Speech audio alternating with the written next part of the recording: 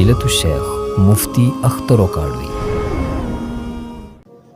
رسول اللہ صلی اللہ علیہ وسلم کا مکہ سے فلسطین تک کا بیت المقدس تک کا سفر اسراء کہلاتا ہے، اور بیت المقدس سے لے کے سدرۃ المنتہا تک کا سفر آپ کا وہ معراج کہلواتا ہے۔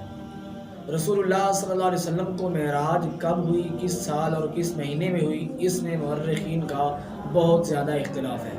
علامہ صفی الرحمن مبارک پوری اپنی کتاب الرحیق المختوم میں لکھتے ہیں کہ اس کے بارے میں مورخین کے 5 اقوال ہیں۔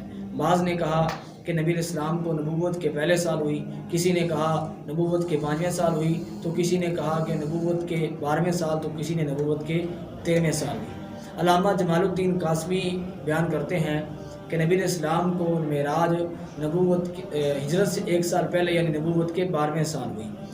امام نووی، ابن سعد وغیرہ نے اسی بات پہ یقین کیا ہے، اور علامہ ابن حزم نے مبالغتاً اس کو اجماع قرار دیا اور کہا کہ 12 نووی رجب کے مہینے میں نبی علیہ السلام کو معراج ہوئی۔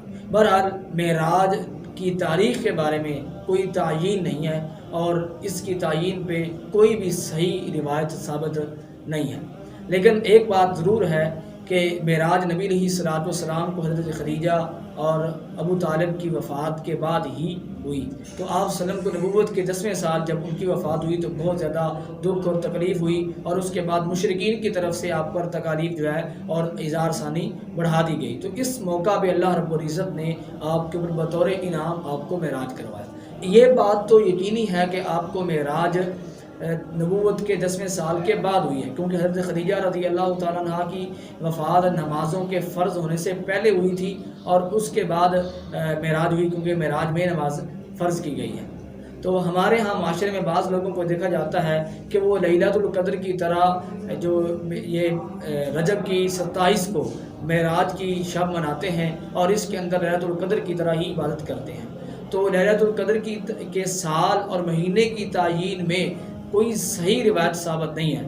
تو اگر کوئی ثابت ہوتی تو صحابہ کرام یقیناً اس رات کی عبادت کرتے، کیونکہ وہ تو بہت زیادہ نیکیاں کرنے والے تھے۔ اگر اس کی کوئی حقیقت ہوتی تو صحابہ کرام اور نبی علیہ السلام سے یہ چیز ثابت ہوتی۔ نہ تو صحابہ کرام سے کوئی اس بارے میں کوئی روایت ثابت ہے، اور نہ ہی نبی علیہ السلام سے اس کے بارے میں کوئی روایت ثابت ہے۔ تو اس رات کو 27ویں کے ساتھ خاص کرنا اور پھر اس کی عبادت کرنا یہ ثابت نہیں ہے، یہ غیر شرعی عمل ہے۔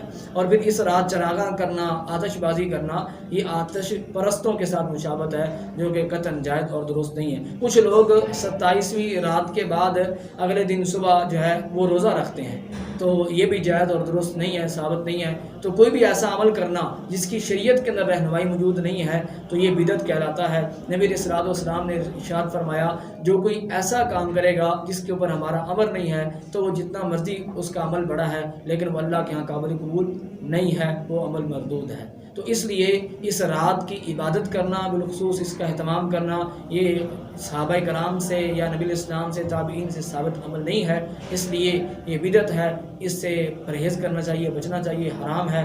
اللہ رب العزت ہمیں کتاب و سنت کو سمجھ کر اس کے مطابق زندگی بسر کرنے کی توفیق عطا فرمائے۔ اسلامی تعلیمات کو پھیلانے میں ہمارا ساتھ دیجیے۔